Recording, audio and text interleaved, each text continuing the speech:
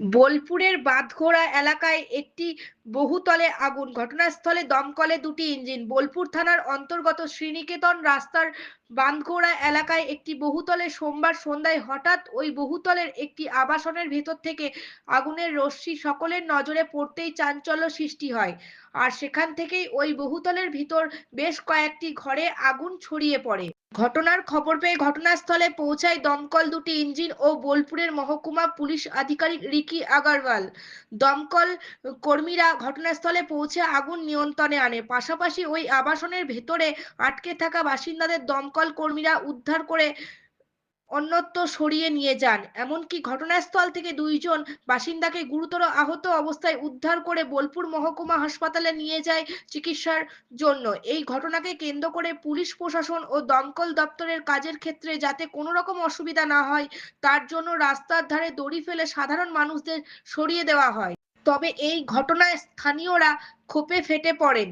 দমকল কর্মীদের ওপর তাদের বক্তব্য, সম্পূর্ণ আগুন নিয়ন্ত্রণে আনার আগেই দমকলের ইঞ্জিনে পানীয় জল শেষ হয়ে যায়, আর তার কারণেই কিছুটা আগুন নিয়ন্ত্রণে আনতে দেরি হওয়ার জন্য ওই বহুতলের দুইজন বাসিন্দা আহত হয়। পরে এই ঘটনার খবর পেয়ে ঘটনাস্থলে আসেন উপপৌরপতি অমর শেখ, প্রাথমিক শিক্ষা সংসদের চেয়ারম্যান ডক্টর প্রলয় নায়ক, বোলপুর থানার আইসি লিটন হালদার প্রমুখ।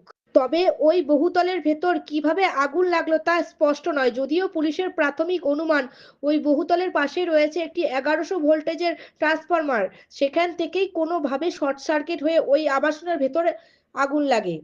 কাজী আমিরুল ইসলামের report, Suri Times, Bolpur. Permission কি করে পেল এইটা বিল্ডিং এর? না না, এই বিল্ডিং গুলো পারমিশন কি আপনাদের নিয়েছিল? আপনারা কি পারমিশন দিয়েছিলেন? না করে আমি তো ছোট করে কিছু বলতে বারবার প্রশ্ন উঠছে আপনি যেটা বলতে চাইছেন। এবার এটা থ্রু ইনভেস্টিগেশন টোটাল বিল্ডিংটা ক্লোজ করা আছে।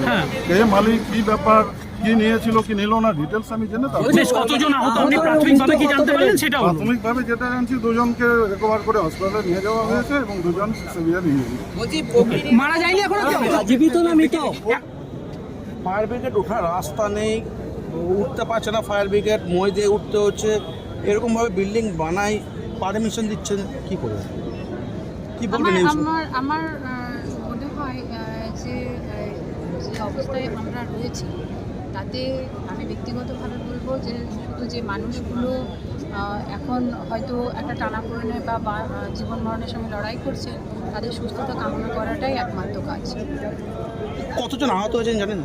10 থেকে 12 জন মতো আহত হয়েছে, আমি এখানে এসে শুনেছি। আর তাদেরকে নিয়ে যাওয়া হচ্ছে শিয়ান হসপিটালে। এখানে পুলিশ প্রশাসন, ফায়ার ব্রিগেড, পৌরসভা সমস্ত কাউন্সিলররা রয়েছেন, অ্যাম্বুলেন্সে করে নিয়ে যাওয়া হয়েছে। তো এখনও পর্যন্ত সেটুকুই জানি, পরের খবর পাই। কেউ কি মারা গেছে এমন কোনো ঘটনা? তো সেরকম